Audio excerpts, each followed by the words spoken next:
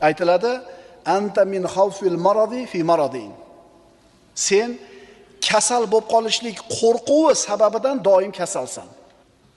O'zi sog', lekin kasal bo'lib qolishlik g'ami bilan, qo'rquvi bilan doim kasal. Allohni unutgan dunyo ahllari, ular Allohdan uzoq bo'lib olishdi. Shuning uchun doim qo'rquvda yashashadi bular.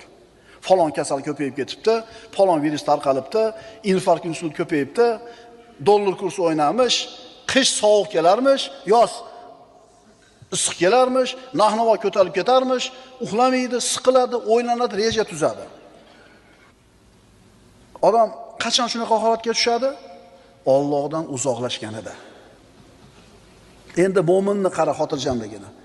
Agar safarga chiqib ketayotgan bo'lsa aytadiki: "Ey Robbim, sen safarda menga hamrohsan, ahlim, oilam, molim va farzandlarim ustida o'zing xalifa bosh